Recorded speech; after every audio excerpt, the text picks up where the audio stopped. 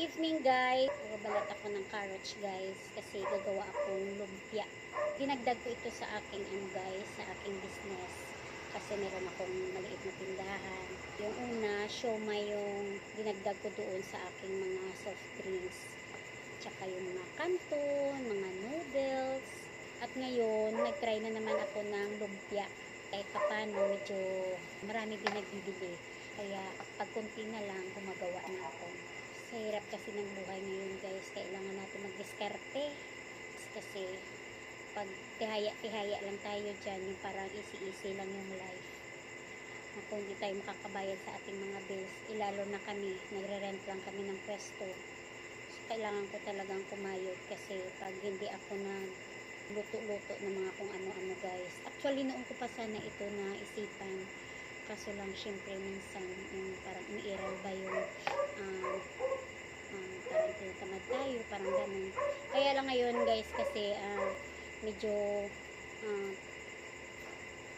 medyo talagang kahit anong mo, parang hirap talaga kumita ng pera. Kaya naisipan ko kahit ano na lang ilalagay ko doon sa aking tindahan. Total nagme-merienda rin naman sila, kaya ayun, sabayan ko na lang ng mga siomai, lumpia, canton, noodles, kung ano-ano na lang yung inaano ko. Minsan nga yung agugo sa amin tawag, ice candy yun guys, nabibinta din ako niya.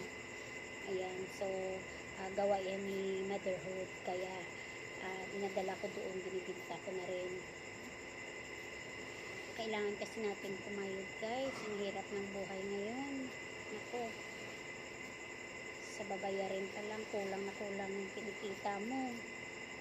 Ayan, kahit anong bili ng mga paninda mo guys, kung ikaw nagpapabaya ka talaga guys, yung paghanap ng negosyo, wala, lahat wala. Pag sabi, meron kayong soft drinks, wala. Meron kayong lumpia, wala. Di wala kang bibintahin. Pero paghanap nila, pag meron kahit ice water, kahit ganun, binibinta ko yan guys. Gumagawa talaga ako ng guys, hindi talaga ako nawawalan yan kasi kahit papano, mabilis yung kitaan doon sa ice water at saka sa yellow, yun, sa ice.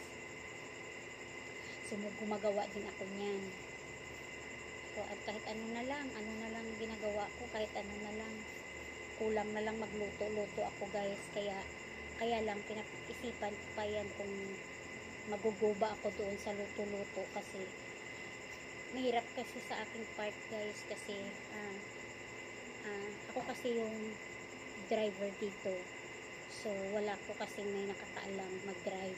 So minsan nagpapadrive yung kapatid ni Borg, si ma'am, punta sa kanyang trabaho, tapos minsan yung mga anak niya, syempre ako lang naman yung driver, tapos iusap, ihatid si ganon, syempre ako naman guys kasi ako lang naman yung nakakaalam mag-drive, kaya dinadrivean ko na sila, hinahatid ko na sila.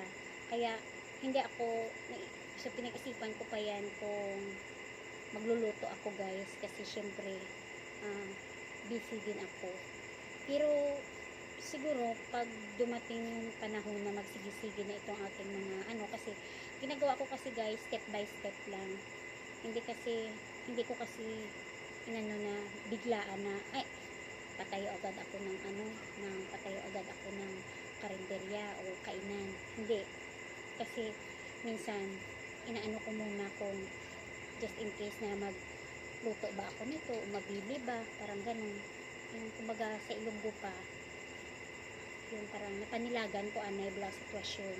Ayun, pinapakiramdaman ko muna kung ano ang takbo ng negosyo, ganun. Namin ng kanin, kasasain lang namin, kaya sabi ko, sige, bintahan ko na lang kayo. Ayun, siguro sa sige-sige ko na ganun guys, siguro baka balang araw makapagtinda din ako dyan. Kaya step by step lang.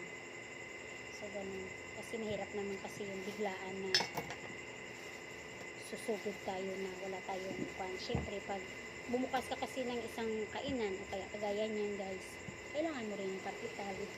Kagaya sa amin, wala naman kaming pang kapital, kung ano lang, pag may pira lang na konti, yun lang ang aming umpisa sa aming mga gustong itinda. Kaya Tiyaga na lang muna tayo guys.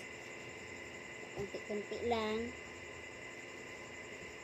At least kahit pa paano may pagkuhaan tayo ng income. Ang importante lang naman guys, makabayad ako sa aking renta kasi hirap naman kasi pag hindi ka makabayad sa renta, baka mamaya ipaalisin ako doon. Ayun. Sa kuryente, hindi naman pwede na maputulan ako ng kuryente. Kasi, number 1, yung soft drink sa akin. Kasi guys, nabili. Kaya, hindi pwedeng maputulan ako ng kuryente. Ganun din sa tubig. Kaya, todo sikap talaga guys.